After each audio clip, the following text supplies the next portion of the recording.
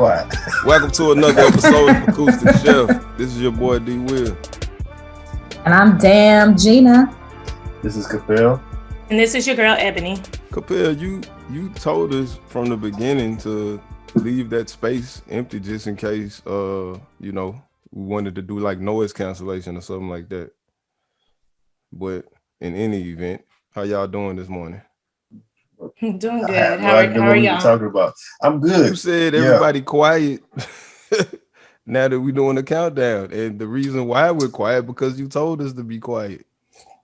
That ain't why everybody was quiet though. I don't think nobody was thinking about that as the moment was quiet. But okay. Why are we talking about this on our podcast? Exactly. I really like I'm trying to the listener does not want to hear that. Restart the show. No, it's okay. It's okay. So how have y'all week been going? And it was a crazy it's Easter Sunday. Crazy I didn't week. even realize that until somebody texted me and said Happy Easter. I was like, oh shit, it is Easter Sunday. That's because you're a heathen. You know what? You're probably right. I'm a hedonistic bastard. So happy Easter, y'all. Happy Resurrection Day. Okay. Hey, Easter. There you It's go. a good day. I used to have people that only. Oh, go ahead, Gina. You talk about those CME members? They go to church on Christmas, Mother's Day, and Easter.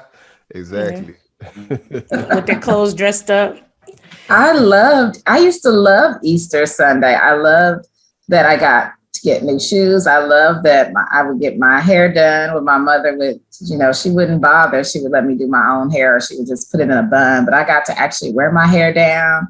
I got a nice new dress and shiny new patent leather Mary Janes with those fluffy socks. And, there was an Easter program and it was the only day that we got to like hang out and eat a bunch of candy, and our friends came over, and sometimes, we would get to go to other people's houses. It was just like a fun day. And, never mind Easter bunnies and all that other stuff. We just had a good time because when you look good, you feel good. So on Easter Sunday, we always looked good and I always felt like it was a good day. So I loved it as a kid. I mean, Easter speeches, and I was competitive. So I was trying to get up there with the most words to show everybody I could get up there and speak. Baby, I had my press and curl, my petticoat under my dress.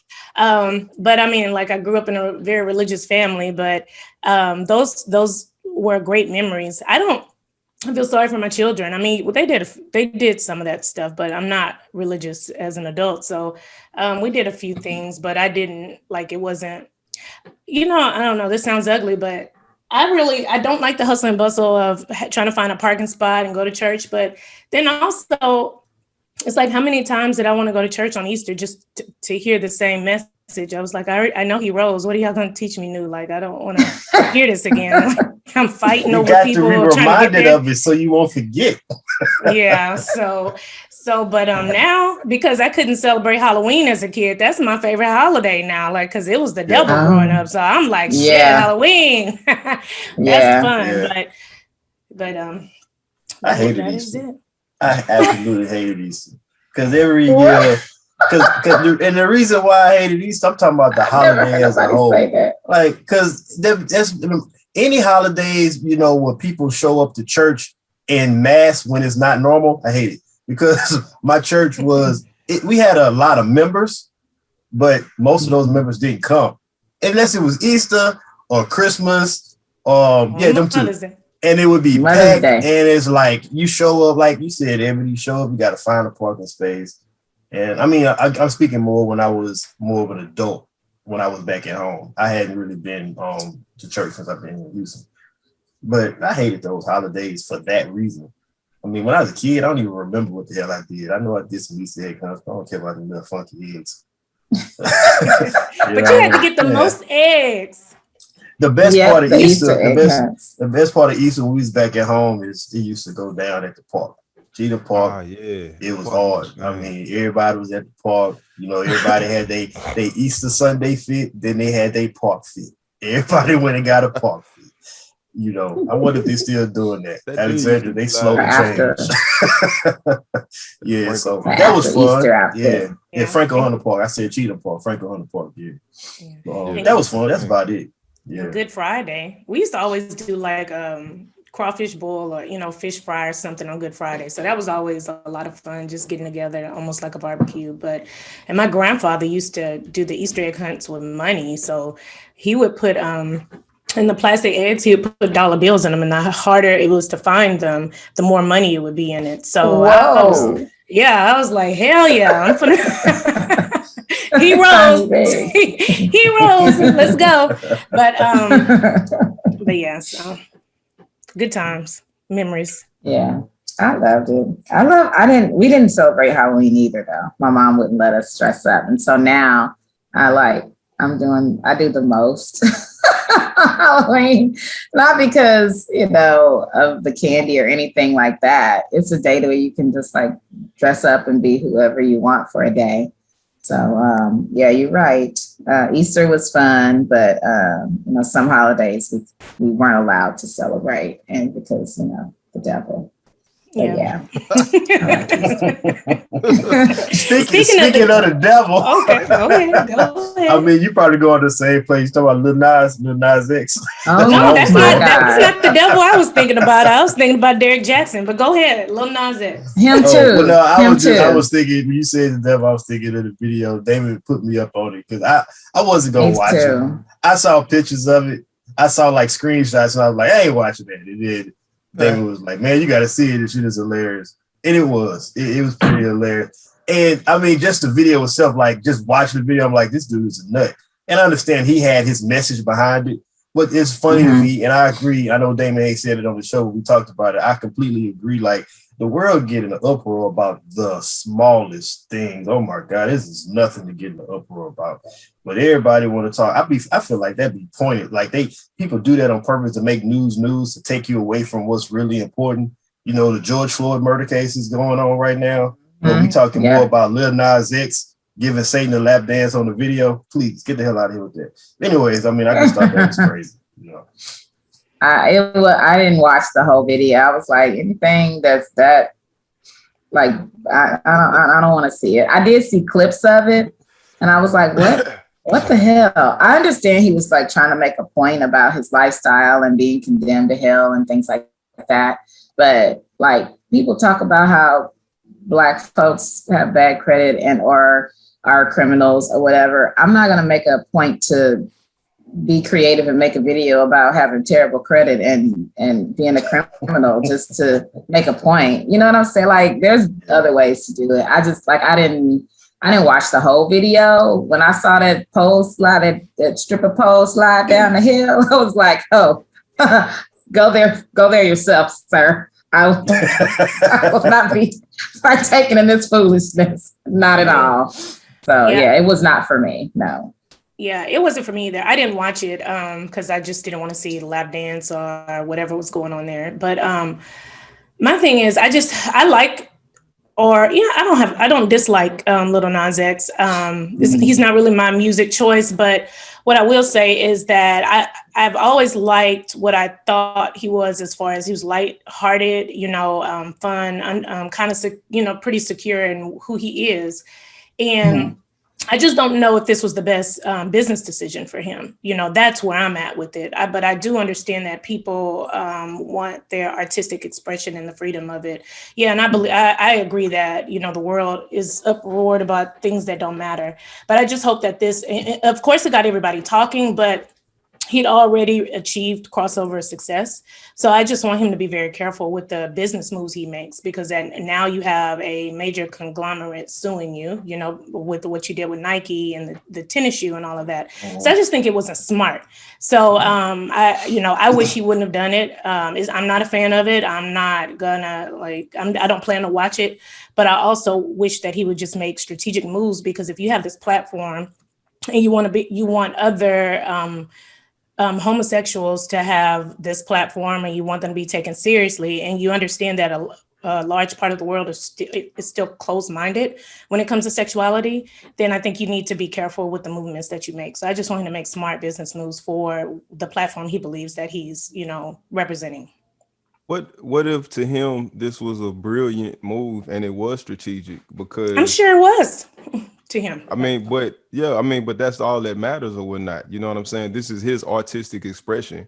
And whether one is gay or not, whether one is closed-minded or not, it doesn't matter. It's his artistic expression. The problem that I have is the fact that this is a young black boy doing this when white men have been artistically expressing themselves in this manner for years or whatever through their art and stuff like that, and it's never a problem. We got statues that of white men with young boys and girls fondling they penises and stuff like that, and that's not a problem. That's not appalling or none of that type. It is a problem. It's a problem. Why are we not talking about that? Why is that not?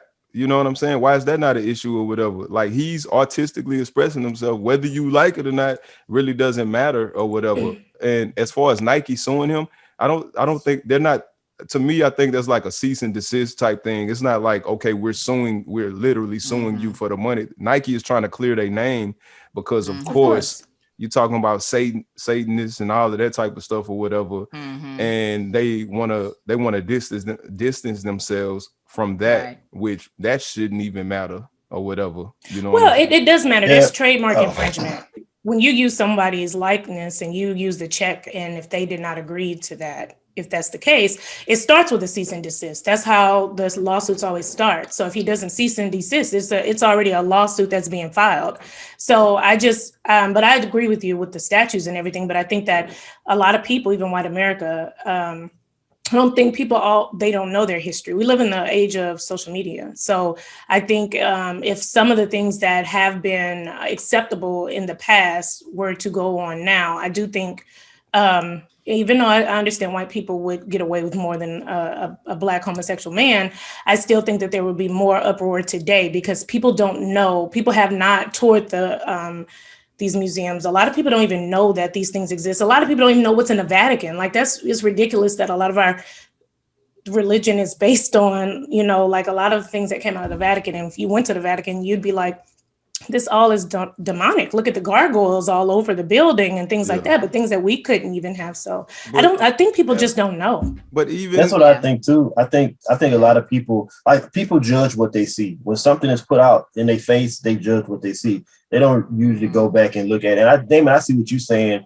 It probably is more scrutinized because he's a young Black man, or just a Black man in general, or minority, whatever you want to say. White men tend to get away with whatever the hell they want to get away with in general. Yeah. So I do get exactly what you mean. The comparison should always be the same. It shouldn't be heightened because it's a certain group of people. But I will say this, like, the one thing that he did that I think speaks to white people, whether it was a white man or not, was he brought religion into it. And white people, they serious about their religion. I believe if a white man did this, you would have the same backlash simply because of what it was about. Not because that was right or wrong in general. It was about religion. Like, white people, like, the conservatives, they serious about their religion. They really, really are. Saturday Night Live, they did a spoof about it where, this past Saturday where dude was pretending to be Lil Nas X, and then somebody was faking to be Britney Spears, like she had a talk show, and she was like, well, to balance everything, won't you give God a lap dance? And the dude was acting like God. And the comments that I seen, like, I'm looking at it like, I'm looking at it like, this is crazy. Like, they're silly at Saturday Night Live. But all the comments, and I follow Saturday Night Live. I look at the clips all the time, and I read the comments to see what people say as far as whether they think it's funny. Usually it's like, oh, that comment was stupid, or that skit was stupid, or it was hilarious. This was, y'all wrong for this. Like, everybody was like, a lot of people, it was way more, this is inappropriate because it was religion that they was talking about. So I think this specific thing has probably more heightened simply because of religion. I mean, I'm not going to say because he's not because he's Black. I think that's something to do with it too, of course. But I think religion does make a difference in this situation. Okay, so speaking on religion or whatever, I mean, we had the punk rock era, which I guess it still exists and stuff like that, where they eating heads off of bats and talking about sacrificing and all that type of stuff or whatever, and nobody was up in arms about that. You know what I'm saying? I think people were, though. They were. Yeah, no. They actually were. We were in a different type of media age. Yeah. Well, that's true. I give you like, that.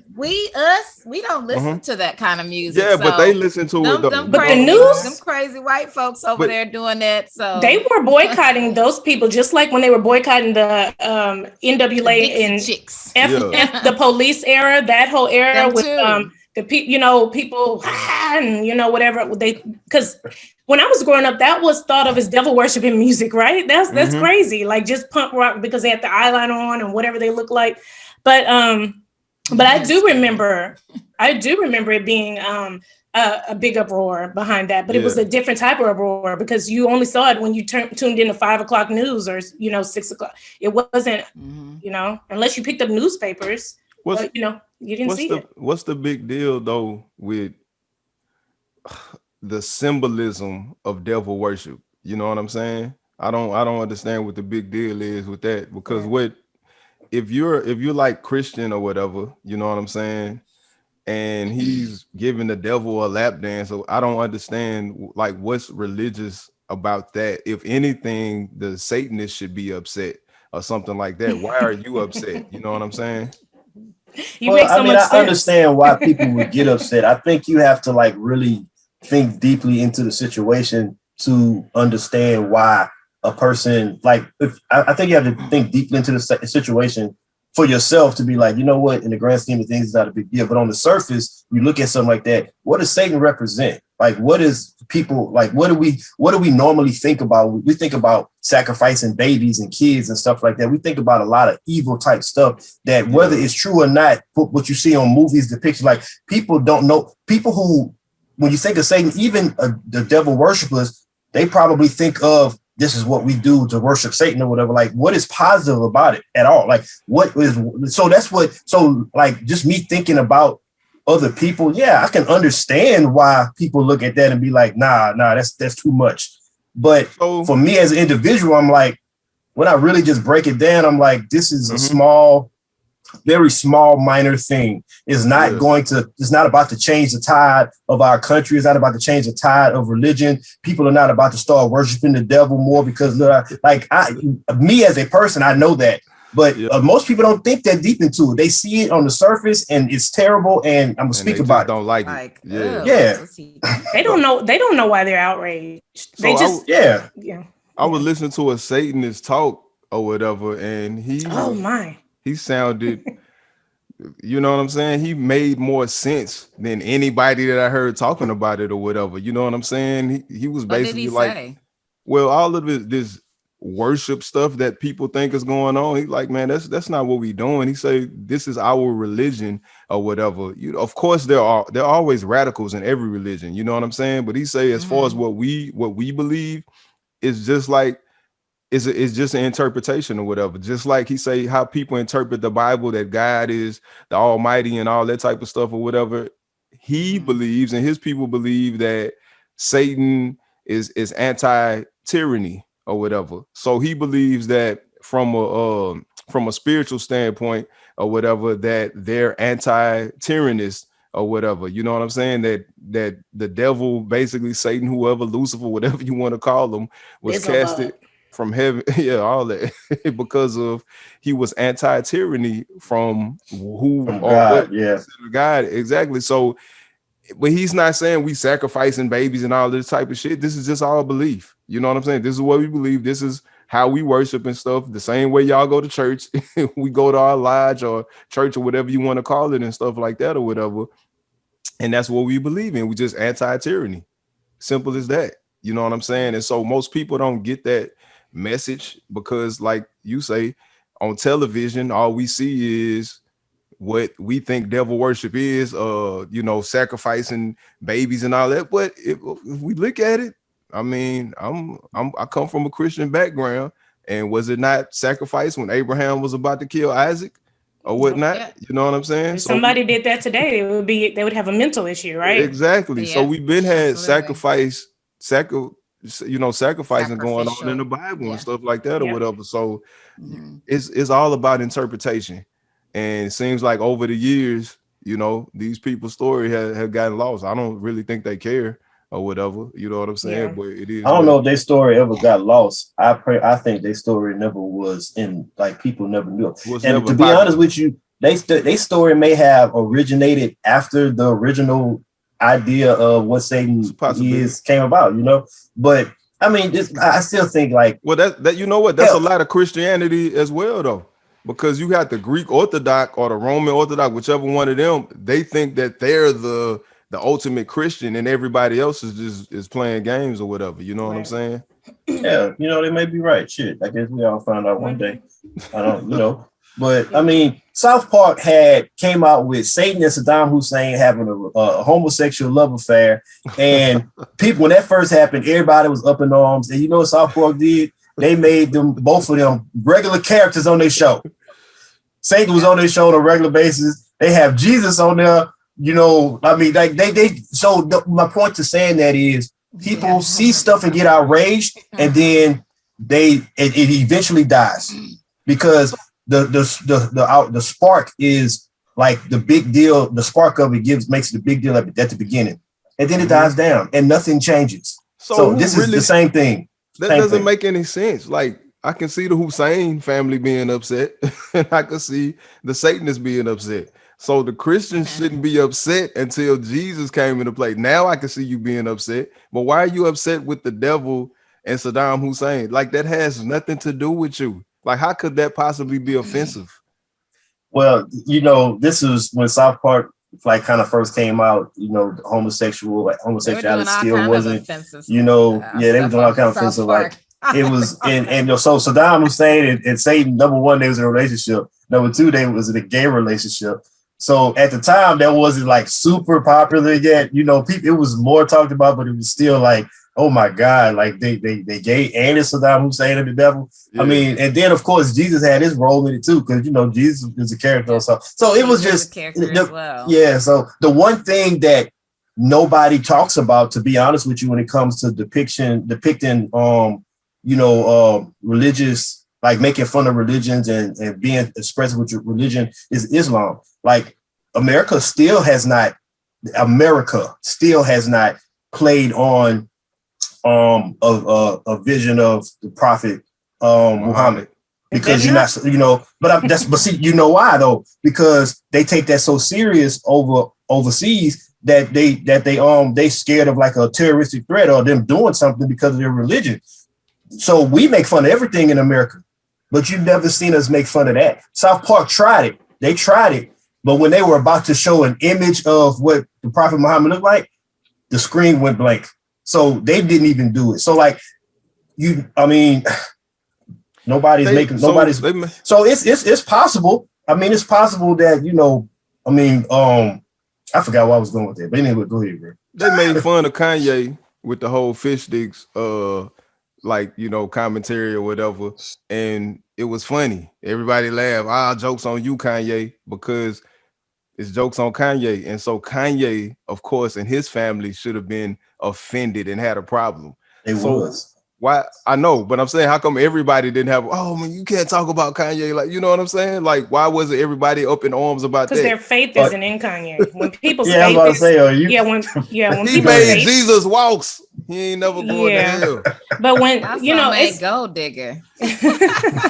so many people. I mean, that's what they have. That's what keeps them living. That's what keeps them going. The belief in something, some entity, or how they have believed it. Like people don't want to believe that what my mama and grandma told me, that it's not all true, or that some of it is a joke, or it may be a fairy tale, you know? So it's like, that's what keeps them going and thinking that this is why I made the decisions I made in life. They can't just believe maybe I did good because I'm good. A human can do good. You know, it has to be associated because Big Mama, you know, said this. So I think that's the thing. It just undermines everything that their foundation is on. So I think that's where it is. But when it comes to everybody else, Kanye and all of that, I mean, except for, I do know there at one point there was like a church of Beyonce or something. So unless you're really worshiping, there is one. There is a church of Beyonce. Yeah. So unless you're really worshiping these people, you might really be upset. And the way these people fell out behind Michael Jackson and how they feel about Beyonce, you better not come for them. But But Kanye, he's still, he couldn't even become president, so he'll have to wait. Yeah, to get his you're right, Ebony. followers. I wonder how many, I'm gonna say women, because I assume these are the people that follow this dude. I wonder how many women fell out of, not favor, but like completely lost it when Derrick Jaxn made his video about cheating or whatever. Women I didn't know that many women were like avid followers of his. I would see his videos and be like, give me a break. This dude has a whole brand. He had plenty of women that would follow him for his advice. Yeah. And really? They were like believing in him? Because I would see plenty of his videos and I would scroll, I would listen for a few minutes and I'm like, shut up. And I'd scroll right past, like I could see right through this guy. It's hard for me to believe that so many women were like believing in him, following him and believing him and like putting his advice to, because I kind of want to say your wife need to take your advice and leave you alone, because that's the advice you gave. All of the videos he made. And then when I did watch the video with him and his wife where he was like holding her hand so tight he was about to pull her arm out of the socket, and with her sitting there in that bonnet or whatever that hat on looking like she just came out of the upper room. That's the helmet of salvation. She looked a hot mess. He didn't. He looked like he had fresh cut and straight from the gym and had on his I was like, why does he look so put together and she look like that? Why does she look like that? Why is he presenting her to the whole entire world looking like that? I would have said, girl, take that bonnet off, fix your hair, put on a little rouge, whatever you got to do, and take off that rumpled ass t-shirt. She looked a mess. And she's a beautiful lady. I'm not saying she's ugly or anything like that, but why is he looking so put together? And then she's sitting there. She didn't look happy. And then later on, he did say she has like, oh, that's just how she looks. She has resting bitch face or whatever. He was trying to say that. And she was like, yeah, that's who I am. Okay, I guess. I don't know. And then all of the videos he made, a lot of them were made right in front of his mistress's house. Yeah. And then later on, some more like text messages came out where she was like, what? Like, I saw this video, you and your wife, y'all are what? I thought y'all were split up. And this is like days before he went on camera with his wife talking about all of this. And so I'm like, he's still lying. He's still like, I don't see how any woman could like follow him and take his advice when he was the exact fuckboy that he was warning them against. Right. So, and I saw that even before he admitted to all of his conniving, cheating, fuckboy ways. So yeah, that's all I have to say about Derrick Jaxn. I just feel bad for his wife. I never followed him, but I took everything with a grain of salt, right? So I would see a good statement. There's some good things that I think he's stated. It's just like, there might be a Hitler quote that's profound that can be attached to a situation, but I didn't follow him as a psychiatrist or somebody that should be giving marital advice and how my man should follow the 5 steps of Derrick Jaxn. But I definitely agree with you, Gina, when it comes to how his wife looked. And I did not like how social media tore her apart more than they tore him apart. But this is my thing with him. Optics matter, especially when you're a person in the spotlight. You know how much that you really bring people in by how you look or what you present. And that's just it. You do. People like to say you don't judge a book by its cover, but you do. I judge colognes before I smell them. I like the way the bottle looks. Alcohol, I like the way the bottle looks. When I was living in apartments, I would not go and look in an apartment if the clubhouse looked a mess. If your website is a mess, I might not frequent your business. So yes, you do judge a book by its cover. And he knows that, he stays in the gym. He had his fresh cut, his edge up, skin all moisturized, like he got facials, no blemishes, looking all chocolatey. But he knew what was up, and the thing is, even if you're going to come forward and start talking about what you were exposed to doing, you know how Black Twitter is, you know how the world is. And you do encourage your wife to look a certain way, because what we should have come out of that video with, what everyone should have been saying is, how could he cheat on her? She's a baddie. She's smart. She got it together. She's fly. That's what the narrative should have been. It should not have been people being able to say, well, look at her looking like a man, or look at her, don't care. Look at her crazy. Like the focus switched to her. And the thing is, we can say, well, people will do what they want to do. Yeah, that's all fine and dandy. But don't give them, meat to do that. Don't pour sauce on it. The thing is, make sure before you turn that camera on, no, you're representing me, I'm representing you. We in this situation, we've been exposed, we're gonna talk, go get yourself together. And that's just what it is. And as a man, that's what he should have done if he really loves her. Mm-hmm. So. I ain't got much to say. Dude always been a clown to me. I mean, I've never seen him. That was my. I would see him on clips.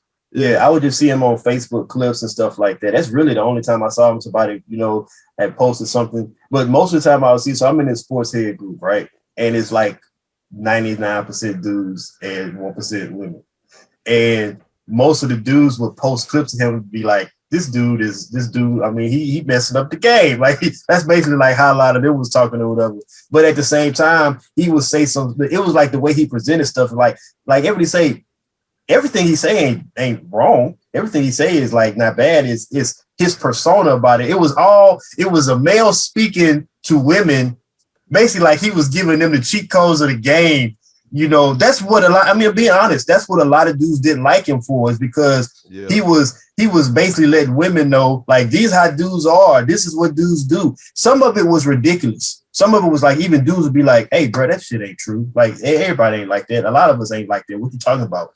And some of it was like, man, would you shut the hell up? Because what you're saying, they don't need to know. You know what I'm saying? Like, this is what dudes do. So that's why a lot of dudes was like, man, forget that clown. So when he did that and got caught up, I saw more dudes posting stuff about him than anybody. Because dudes been waiting to clown this cat because they don't like him. What is it, Damien? His demise was everyone's triumph? Is that the... Yeah. But he did clown John Gray. Now, I didn't like, we've discussed John Gray here, but you've done the same thing. So I would have been quiet about John Gray if I knew that I was living that same life. While he was doing the same thing, he clowned John Gray in the midst of his own mess. Like, he's a narcissist. Nothing. Yeah, nothing he can ever say. That video, oh my goodness, the video he made where he was in third person, where he was like, so I'm gonna watch this video, and he talked about it as if he was a viewer. You can't even defend him. You can't even defend him after that. This dude, oh my goodness. If I wanted to defend him, I couldn't after that. Oh my God. That was classic. I was like, my God. Nah, and then you don't have good for promo. You can't drive 5 minutes down the street, around the corner to another neighborhood to start your recording your video. You got to record as soon as you leave on Girl House. It was that good when you wanted to get on the video and start talking immediately. Like, did y'all see the picture of his mistress or one of them? Now she's a baddie. Like, yeah, I did. Yeah.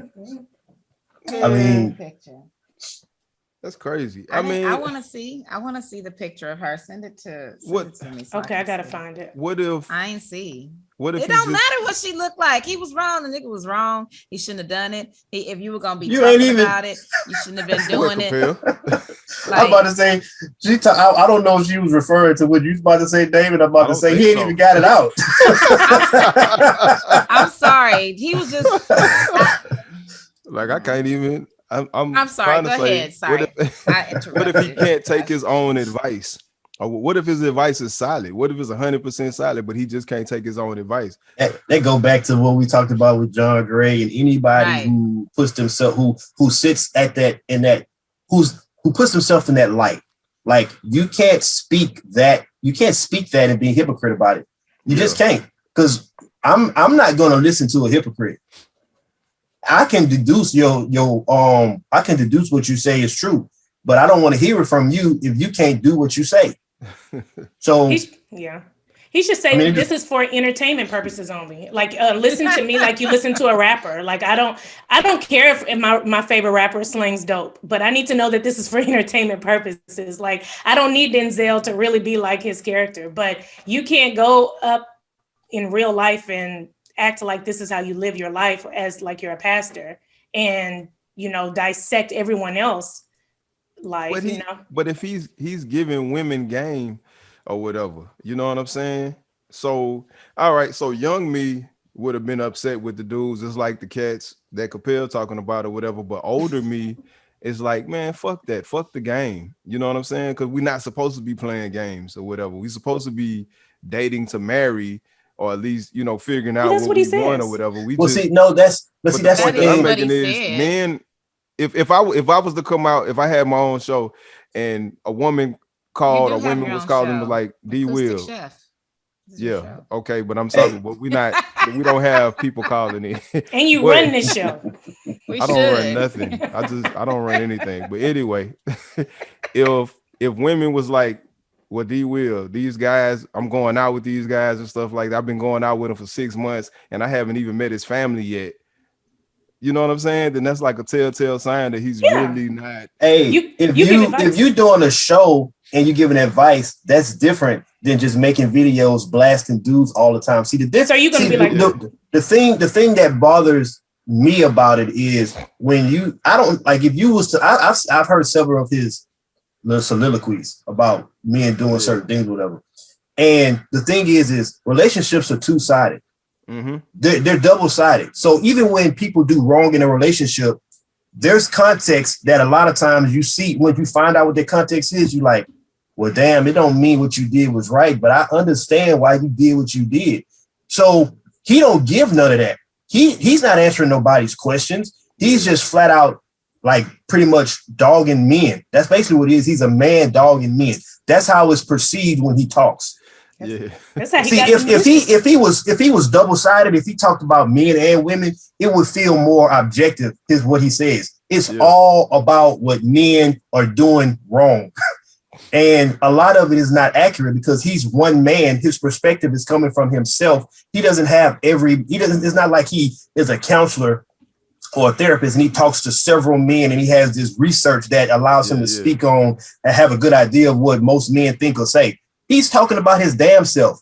So it wasn't, that's why it wasn't valid. But he had a lot of women that followed him and a lot of women believed in what he said. And most dudes was like, you a clown, bro. You wrong for how you doing this shit. So what if he presented it like, you know what I'm saying, telling ladies, see, you need to watch out for cats like me. See, I'm going to my side piece house right now. And see, this is what you need to be looking out for. He's credible. That'd be dope. That's what that'd be dope. He's credible. I would have listened to him. And that'd be dope. He could have even flipped it. This would have been terrible. But if he would have flipped it, it was like, listen, this is how I know what dudes do because I've been doing this. I got caught up. I'm sorry. He would have been better doing something like that than what he did. What he did was absolutely ridiculous. Like his response to what he did was just absolutely ridiculous. Are you talking about the third person video again? Oh my God. Everything. Like the third person video, the video with his wife. Sorry. And it was all trash. He's trash. I'm just missing him once again. I never liked the guy. I always knew there was something in my spirit said, girl, he ain't right. Don't listen to him. He ain't right. And when you feel it in your spirit, you know. that video and that first video. I stopped seeing them, those videos. I wouldn't. Yeah, me too. I was like, why am I seeing this? It's not relevant to me. I already know the game. Video, have 5 brothers. I watched the video he made about his wife, and a lot of people don't think about it this way, but I did when I first saw it. I was like, that wasn't about. He tried to portray it as if we're on one page now, and we're working through this together. That video was all about him. Yeah, it was all about him, because when you are conscious of your spouse or the person that you love, like I would have never even put her in that video because I would have already been thinking they're gonna criticize her for her even being on that video. Like that's what you do when you do wrong. You care about. You can, if you're in a spotlight like that, you go and you make an apology. You tell the world if you want to make it public, but you don't bring your spouse into it that way. Right. Not like that. Even if she was dressed up looking nice, people would have still criticized her. It was going to happen regardless. Sticking by him. Yeah. Exactly. It just would have been a different conversation. Yeah. So she was going to get criticized regardless. So that was about him trying to get his image back so he could continue doing what he was doing and still be in a certain light.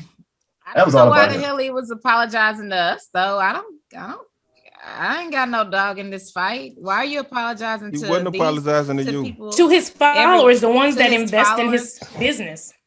I mean, he didn't do anything to them. He did something to his wife. They believe in him, his though. Wife. They left relationships because of his advice. Now that was their though, fault, because you know what? They don't have any discernment. They didn't feel in their spirit like I did that this nigga was trash from the beginning. Well, let me start making videos in my car and have people listen and follow me, because this dude, from the beginning, I was like, I don't even like the way he said it. He might be saying shirts. It right or the right thing, but the way he came across, straight up garbage. And then I just feel bad for his wife and their kids and stuff. She did say she left them for a while, but she went back because she said that they had reconciled. And I'm not here to like condemn anybody like for going back to their spouse and making things work after infidelity or whatever. If that's what you want to do, go ahead and do it if that's what works for you. But it didn't seem to me like he was, I think it seemed more like a marketing thing, like, oh, this is what happened in our relationship, but guess what? There's redemption. Buy my book and you can have it too. Like, no, nigga, you just told me to leave my spouse for doing the same shit you did. Ain't no redemption. I already left. I don't want your book. Take your book. He's garbage. What's next? Well, the moral of that is, if you're gonna do videos, just know, women, we're gonna zoom in. So don't have anything in your background that you don't want to be used as proof later. Cover your footsteps, like, because everything, like, I think I said this before. I was dating a guy one time and I told you, like, I followed the hashtags, it's so crazy. Like, you think about what women will do to expose you, whether they're in a relationship with you or whether they just want to know information. We will go through hashtags of where we think you are. We're going to find the location. Maybe we don't have your location, but we'll figure out in a perimeter of what's going on in the city. Okay, let's follow what's happening in the city. Is it a carnival or festival going on?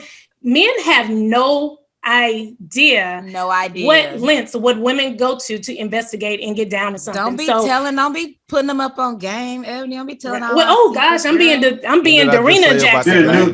The new Derrick Jaxn, the female version. What did I just say about the game, Gina? I'm just saying, that's what we do. When we feel like something's going on, something's usually going on. That's how I caught that one guy and beat him up. He was in the shower with some other chick. I busted up in there. She jumped out and he looked at me and kind of smiled at first, like, what you doing here? And then he looked like, oh, what are you doing here? And I just started throwing him hands. I beat him up in the shower because I felt something. I knew something was going on. Yeah. I had one I of was those gonna show up. Yeah. I did. Wasn't a shower, and he got beat up, and he had stitches and stuff. And do y'all always, in every relationship, have you felt something at one time or another? So both of y'all? Not in every relationship, no. Yeah. But in the ones that I have felt something was happening. I feel like there's always a way to figure ain't no it out. Intuition. Y'all be just there is. It is intuition. We know. You don't know. No, it is. Well, that's like saying there's no maternal instinct. Like when you're a mother of a newborn, your baby can be across town. You know when they're hungry, your body does something. So no, not listen. You're not a woman, so no, you listen. Listen. There's intuition. We know when we're dating somebody that ain't about shit. And exactly, because they ain't about shit. They ain't about shit. That's step one. No. There's been some guys that are not habitual. No, they're not habitual, ain't shitters.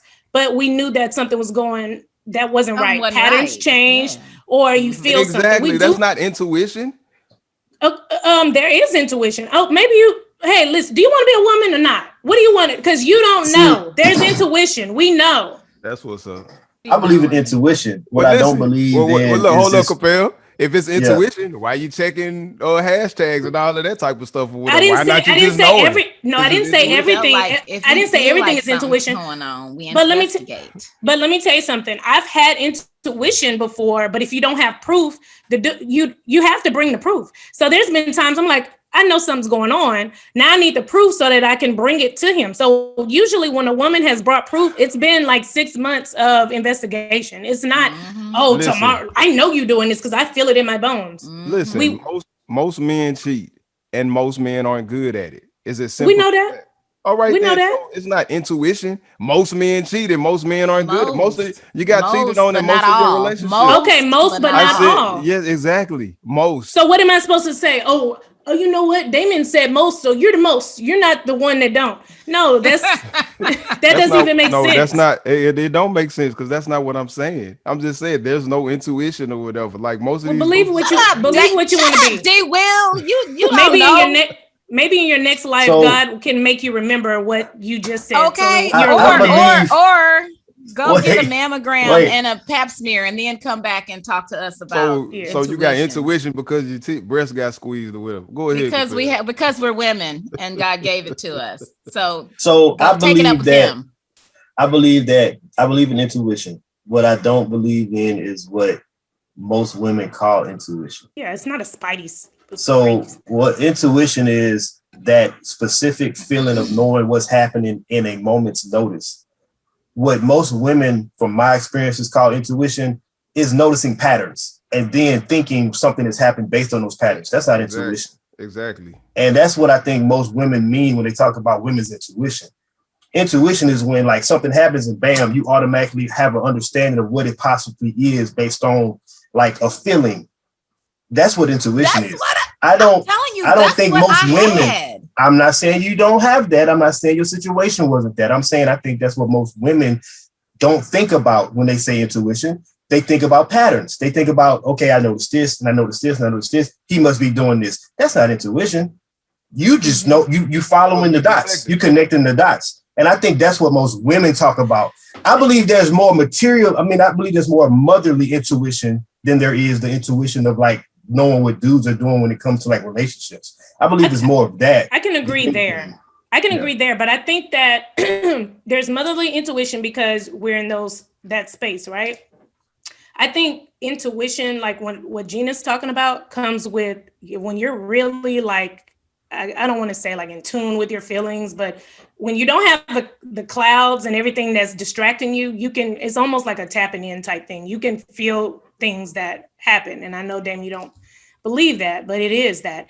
It's almost like when you can just feel like, even let's say motherly intuition, your kid can be somewhere else and you know something's wrong with them at that moment, not because they were depressed when they called or something happened. It's like, damn it, what's going on? I need to call right now, And so maybe we can have a show about this, because I've even had things that have happened in life that it's like has scared me, because I'm just like, what is this? It's what some would say supernatural type things, And I don't know if it has to do with being a woman or if it's a human thing that a lot of people can feel, but it is something that, is there. So I believe that. And see, the reason why I say I don't believe in women's intuition is because I just believe in intuition. Men have intuition as well. I've had situations where I've had and I'll give you an example. This is a small example, but I feel like it kind of goes with what you said. Like, I feel like intuition comes when there's some type of connection that you have with a person. I was in a relationship with this girl who I was wanting to marry. And I remember the day and moment. I was at home at my mom's house. I was living in Dallas, and me and her were talking about marriage. And in that moment, I was standing in the room and I had a specific feeling that our relationship was about to end. Nothing happened. On the ride home to Dallas, she told me that we were moving too fast and that we need to slow down. And in a week, we were broke up. Nothing triggered that. I just got that feeling in that moment. And then that's what happened next. So I think that's intuition is just something that happens with people in general. I think women feel like it happens more with them. That's just my personal belief. So women go to the movie theater or whatever and see her boyfriend out or husband out with another chick and be like, I think he cheating on me. You think? No, that's not nobody that's does that right there in front of your face. Proof. Nobody does that. But if nothing changes, like Capel said, if there's no change, there's no like nothing triggering it, and then you just get this feeling like, oh, something's going on. Like, where the hell that came from? Like, let me check this out. Let me do some investigating, and then you find things and start to connect the dots. It comes from a feeling of, because there was nothing that made me say, I think he's cheating. I woke up in the night and I was like, something ain't right. I said, if I feel this way when it's time for me to get up, because I had a class that morning, it was a Saturday morning, and I said, if I feel this way when I get up, I'm going over there.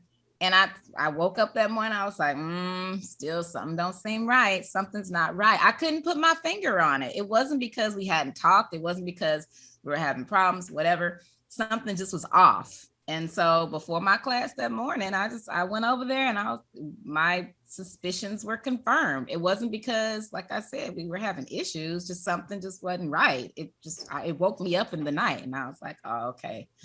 Let me go investigate. And I found what I found, and that was it. That was the end. That was the end of our relationship. Even, he tried to come back, and I was like, because Derrick Jaxn said, you don't get a second chance. And that was it. No, your Derrick Jaxn flow. It was over. But it wasn't because I had been connecting the dots already. Something just, I don't know what it was. And this is another Supernatural Hour with the Acoustic Chef podcast. Yeah. So get in tune with yourself, Damien, so you can get some intuition. I don't need none. I'm intuition is anybody that's observant has intuition, or what we call this is before observance. That's what they were explaining, is you don't have to observe anything. Yeah, that's what's up. So that's why I say the definition of intuition, the ability to understand something immediately without the need for conscious reasoning. So if you're observing it, then it's not intuition. It's strictly based off of a feeling. I just said that what we call intuition. That's why I say, that's why I was giving you the definition, because I think what people call intuition is not what intuition is. Most people have the wrong definition of it. That's what's up. Hey, have y'all heard about DMX? Y'all ever seen what's going on with him? Yeah. Yes. Is he okay? Like, I heard he's breathing on his own now. Yeah. So it was an overdose. He keeps doing this. That's what they said. But. So I know we're getting close to ending, but go ahead. Well, I was about to say, I just saw this video, and that was pretty crazy. It's a 4-minute video. He was on his podcast, and he was talking about how he got introduced to drugs. Well, and I didn't know this about him, but just listening to him tell a story, he could barely tell a story. He was 14 years old, dude that he really cared about, looked at as a mentor, who was in his 30s, got him into rap. One night, he said they was counting the money, I guess, of a show that they did or something. And dude had a blunt. He said he wasn't doing no drugs or like that at the time.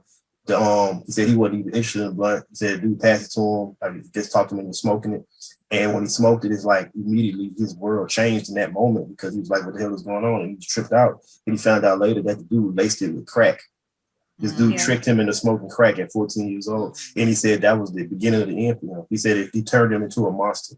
Yeah. And that's what started his drug problems. I'm like, that's crazy. That's so listen, real, I had a discussion with my dog or whatever. And how do y'all, like, who get, like, not in his situation, just in a normal drug related situation where a person is addicted, then you got the United States that brings the drugs in, and then you have the drug dealer. Who gets the blame or whatnot? I say all three parties are to blame, but who do y'all blame? Well, I think all three parties, if you did it on your own, but I mean, of course, the government is never going to get the blame. I mean, everybody knows. I'm talking about you, just you. How do you personally feel? If you did it on your own, and you were an adult, everybody gets the blame. But the thing is, with that kind of addiction, I think that especially people in the 70s, because I deal with family, close family members that are addicted to this day. They did not understand the ramifications. Like today, we know, like if you start today, you kind of know what you're getting yourself, you know what you're getting yourself into. You might think that you're stronger than the addiction, but many people that are addicted today have been addicted, even if they're not habitual crack or cocaine users or heroin users. they're still addicts. You're like, I never believed at one point, like once an addict, always an addict, because I know people are clean, but it really is true.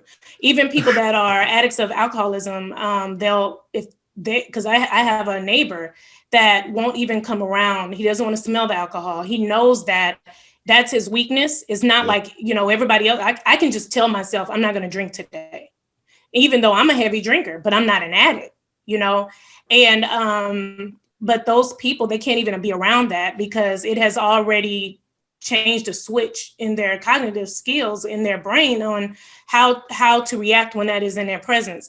So 70s, when the, crack up, Reagan and all the Reaganomics and all that bullshit, I think I would, at that point, I would blame the government, right? But now today, my views are changed. Like if you get on it today, I think it's like, it's your choice unless somebody tricked you, or you were a kid and whatever, but. Yeah. Man, I think that, of course, for me personally, I would say there's love. So when you say personally, you mean like if I took drugs myself, or you talking about it's just a question. You don't have to dive deep into it. Oh, I do agree that it's all three parties, but I feel like the blame is not equal. I don't feel like it's all equal. Yeah. I feel like the originator of why something happens, in many cases, to me, not all, but in many cases, is really where you start at. Because if the government doesn't allow it to come into the country, or if they like really, which they could if they wanted to, like put policies in place to make this something that's, either the penalties for whatever the case is, the government can control it to a certain extent, and they don't control it at all. They profit off of it. To me, that's like where it starts. And I think most of the blame goes there because it's a national epidemic. It's a problem in our country. If we're talking about isolated situations, then I wouldn't put as much blame on the government because they would be doing things to stop it. And of course, you can't stop all of anything, but they're not doing anything to stop it. They're allowing it. And we know that the government profits off of drugs. So I put most of the blame on them because it's a national problem and they directly are the reason, in my opinion. Yeah, I always thought it was crazy that drug dealers may get 20 to 40 years, but the drug user may only get rehab or whatnot. If they get rehab. Yeah. A lot of them in jail. Especially when the ratio is different. A lot of crack users are in jail for the kind of sentencing you would get a murderer. And I visited when I was friends with my child's father because he did federal time for being a distributor. And I remember one time seeing these Honduras brothers that were very young in the same penitentiary, prison or whatever. Yeah. They had triple life sentences, and they were like in their 20s. And I broke down. I was just like, I don't want these things distributed, but I'm looking at these Black boys, and I mean, it was Blacks and Hispanics. There are a couple whites here and there, but Blacks and Hispanics, just all across, the visiting room. And he would go down, he would say, he has a life sentence. He has a triple life sentence. And I said, oh, who they killed? Nobody, or that person, just because they were barely across the state lines, they got this time, and that was prior to the ratio change, which is still not 1-to-1, but it's still ridiculous. That's knowing amazing. Just knowing that, you could kill somebody or rape about 20 babies and be out before in like 9-10 years or whatever. That's crazy. Yeah. That's amazing, man. That's absolutely amazing. Like we need more common sense, like, in the legislation or whatever, you know what I'm saying? We need more diversity. We need these old ass people need to be out of there. I'm sick of seeing old politicians or whatever, old white men. But the law has to change because a lot of these positions, just like how we saw with the Supreme Court, these are lifetime sentences, So it's like, then once you get in there and you get the representation, you got to be able to reverse the law because just even with that, we can get people in there that want to, like you have the AOC, right? She everything she says or touches there, it's like appalling. Everybody's so mad. You have Bezos that wants to get in and change some things. So he says, but it's like, you can get in there and you can try to execute and be a great person, but you still have to follow the law. So who's going to go in there and shake shit up and say, fuck this law.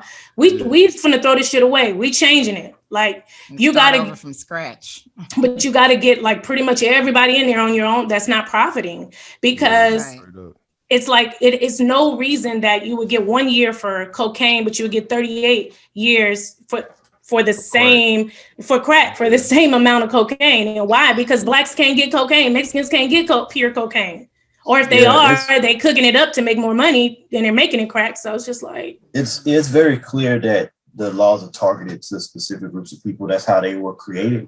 And the people in office, while there are a lot of people who recognize that those laws are not just, those are not the people who have the power to change them. The people who have the power to really make the change, they are part of the club that are the people that created them, you know. And even if you say, you know what, we as a country believe that these strict penalties for crack should be what they are, well then make cocaine the same thing, make everything the same thing. But the reason why they won't do that is because of who it affects. People who rape, mostly white men. So that's why the penalties are not going to be as high, because that's what they do. It's like they have like a rape game. Like they know what they do. And it's not always like super, like it's not always hit you in the head and rape you in your house. It is that I got power. I know I'm going to get this from you and you're not going to be able to do anything about it because of who I am. That's what it is. If you change those laws, those people are really affected by it. Every time we hear, like, they got this guy who's I think a senator who's accused of, you know, having sex with a child. I can't remember his name. He's a Republican, and number one, it's not all over the news like it should be. And number two, exactly. And number two, this is all too familiar. This is all too familiar with white men in politics. And that's the thing. It happens so much in politics where these white men are being accused of raping women or molesting them or sexually assaulting them. That is very common. We're hearing more and more about it. Yet, and we can talk about Governor Cuomo. Yet there's no conversation about how we're changing the actual laws to as far as conviction goes. You know, even if Governor Cuomo was found guilty, he's not doing no real time. What he's going to lose is his livelihood as a politician, as a governor. He's still going to be rich. He's still going to make money. He's still going to be somebody that has a voice. People are going to still want to listen to him in politics. He's not going to lose what we call losing life. He's not going to lose that. He's going to lose what his status is as a politician, which is not going to be Bill Cosby.